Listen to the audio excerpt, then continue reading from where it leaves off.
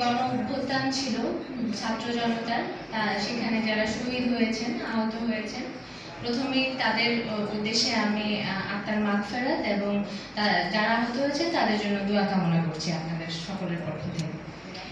আসলে আমাকে এই অনুষ্ঠানে আমন্ত্রণ জানানো হয়েছে তখন আমি সোহাগ সাহেবকে জিজ্ঞাসা করেছিলাম ফ্রিল্যান্সিং আসলে কি, কারণ আমাদের সময় তো ফ্রিল্যান্সিং এর বিষয় ছিল না।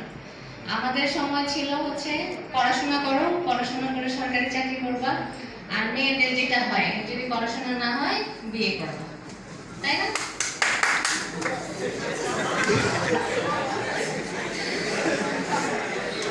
তো আমরা আসলে এখন খুব অবাক হই যে আসলে পৃথিবীটা আমরা যখন বইয়ে পড়তাম যে ওয়ার্ল্ডে কোনো সীমারেখা থাকবে না, আমরা আসলে চিন্তা করতে পারতাম না যে আসলে সীমারেখা কিভাবে থাকবে না, একটা বর্ডারলেস ওয়ার্ল্ড কিভাবে প্রতিষ্ঠিত হবে।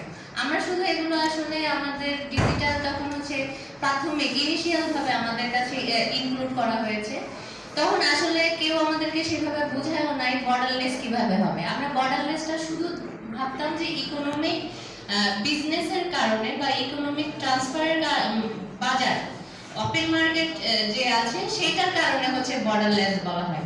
সাধারণ জনগণের জন্য ওয়ার্ল্ড কিভাবে বর্ডারলেস হবে সেটা কিন্তু আমাদের তখন মাথায় আসতো না। আমি এখন এই 10-15 বছর পরে বুঝতেছি আসলে বর্ডারলেস কি। আপনি এখানে বসে আপনি কিন্তু ডলার ইনকাম করছেন, কিন্তু আমাদের সময় ডলার ইনকাম বাংলাদেশে বসে ডলার ইনকামের চিন্তা করাই যেত না। কোনো যুবক 18 বছরের নিচে বা 18 বছর হয়েছে সেই যুবক বাইরে অ্যাব্রোডে না গিয়ে ডলার ইনকাম করবে সেটা কি চিন্তা করা যেত? আমি জানি না আপনারা চিন্তা করতে পারেন, কারণ আপনারা এখনকার যুবক, কিন্তু আমার মনে হয় স্টেজে যারা বসে আছে তারা আমার কাছাকাছি হবে, তারা মনে হয় এটা আসলে ভাবতেন কখনো যে এটা সম্ভব। আসলে এটা সম্ভব ছিল না, কিন্তু আসলে এটা সম্ভব। বর্ডারলেস কিভাবে হচ্ছে, এই যে আপনি এখানে বসে একটা বাইরের যে কোনো গ্রাফিক্স বলে যে কোনো কাজ, ফ্রিল্যান্সিং তো আসলে যা অর্ডার আসে সেই বিষয়ে কাজ করাটাকে আসলে ফ্রিল্যান্সিং বলি আমরা। তো সেই হিসাবে যে এখানে বসে আপনার বাবা মার কাছে থেকে আপনি ইনকাম করছেন এবং আপনি একদম ছোট বয়সেই আপনাকে প্রুভ করতে পারতেছেন যে আপনি যদি শুধু পুঁথিগত বিদ্যা অর্জন করে ইনকাম করবেন তা কিন্তু না।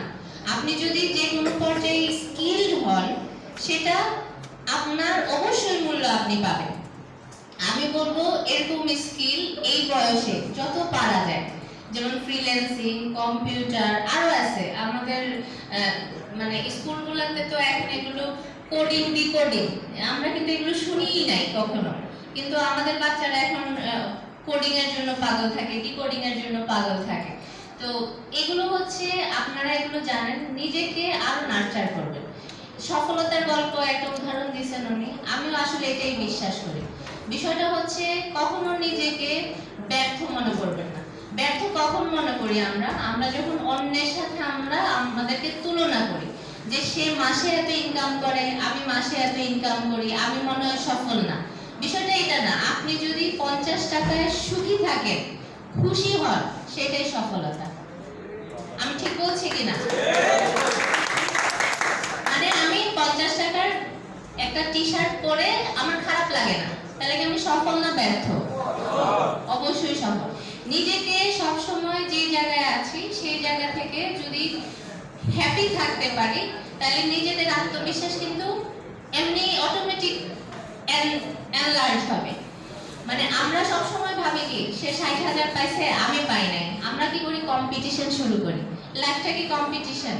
কম্পিটিশন করলে আপনি কতদিন কম্পিটিশন করবেন? 60 বছর, তারপরে তো মারা যাবেন, বা 70 বছর পরে মারা যাওয়ার আগে ভাববেন হ্যাঁ কেন কম্পিটিশন করলাম, এর চেয়ে যদি একটু গাছের তলায় বাতাস খাইতাম এটা মনে হয় ভালো ছিল, তাই না?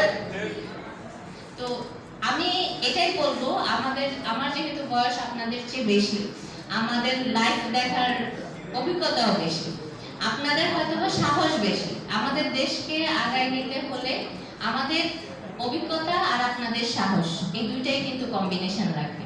এই কম্বিনেশন ছাড়া হবে না। আপনাদেরকেও ডিসকার্ড করা যাবে না, আমাদেরকেও ডিডাক্ট করা যাবে না। যাবে? তো দুটোটাকে একই সমান তাড়ালে চলতে হবে, তাইলে দেশ উন্নত হবে। আমরা যে এত কিছু করি কেন করি? দেশের উন্নয়নই তো। কেউ যখন বলে বাংলাদেশ গরিব, তুমি তোমার দেশের নাম জানি না, কেমন লাগে? আমার তো ভালো লাগে না, আপনাদের কেমন লাগে আমি জানি না, কখনোই ভালো লাগে না। আমি লন্ডন চলে যাই, কানাডা চলে যাই, আমেরিকা চলে যাই, কিন্তু আমার সামনে কেউ যদি বলে বাংলাদেশ এটা আবার কোন দেশ, গরিব দেশ, বন্যার দেশ, প্রাকৃতিক দুর্যোগের দেশ, আমি হয়তো বা তাকে প্রত্যুত্তর করব না, কিন্তু আমার কিন্তু খারাপ লাগে যে আমি যদি একটা উন্নত দেশে জন্ম নিতাম। কিন্তু দেশ তো কখনো আগে থেকেই উন্নত হয় না, কেউ না কেউ কষ্ট করে। এই যে আপনারা গত মাসে যে কষ্টটা করছেন, সেই কষ্টের ফলেই তো এই স্বাধীনতা। একটা পক্ষ, একটা জেনারেশন কষ্ট করতে হয় আরেকটা জেনারেশনকে ভালো সুযোগ দেওয়ার জন্য, এটা মেনেই নিতে হবে। সবসময় ভাবলে হবে না যে আমি কেন পেলাম না, আমার কেন এটা নাই। যেমন এই যে আমি আপনাদের কাছে শেয়ার করছি যে আমি এই coding, decoding, freelancing, borderless world এগুলো কিন্তু জানতাম না। এখন এই দুঃখে গিয়ে আমি চাকরি টাকরি ছেড়ে যে না আমি কেন জানলাম না, আমি 10 বছর আগে কেন জন্মগ্রহণ করলাম না, সেই হতাশায় পড়ে থাকলে হবে আমাকে? আমারও নিশ্চয়ই কন্ট্রিবিউশন আছে, আপনারও যেমন আছে, আমারও এই দেশের প্রতি কন্ট্রিবিউশন আছে। তো এই দেশকে এগিয়ে নেওয়ার জন্য আমি আসলে এখানে আসছি যে ফ্রিল্যান্সিং এ আসলে কে কেমন সফল হয়েছে এই গল্পটা শোনার জন্য। আমি মিস করে ফেলছি আসলে, তবে আরো একদিন শুনবো। আর আপনাদের সোহাগ সাহেব ঠিকই বলছেন যে আপনাদের যে কোনো অসুবিধা, শুধু ফ্রিল্যান্সিং এ আর্ন করাই তো মেন বিষয় না, এটা তো আপনার স্বাবলম্বী হওয়ার জন্য দরকার। কিন্তু আপনার গ্রামের, আপনার ওয়ার্ডের, আপনার ইউনিয়নের কোনো যদি অন্যায় দেখেন, যদি আপনার মনে হয় এটা অন্যায় হচ্ছে, সব সময় মাথা ঠান্ডা রাখবেন, ঠান্ডা রেখে নিরপেক্ষভাবে চিন্তা করবেন। আমরা হয়ে যাই কি বিচারের সময় একটা পক্ষ হয়ে যায়, হয় নির্যাতিতের পক্ষে নাইলে বিচারকের পক্ষে। মনে করেন কেউ মার খাইছে, আমার খুব ইমোশন হয়ে যায় কেন একে মারলো, তখন কিন্তু আমি বিচার করতে পারবো না, কারণ আমার শুধু মনে হবে কেন মারলো, এই মারাটা ঠিক হয়নি। আবার যখন বিচারকে চলে যাবেন যে মারছে, তখন মনে হবে ভালো হয়েছে, ওর আসলে মায়ের খাওয়াই উচিত ছিল, তখন আপনি কিন্তু নিরপেক্ষভাবে চিন্তা করতে পারবেন না। সুতরাং কখনো যদি নিজের কাছে অন্যায়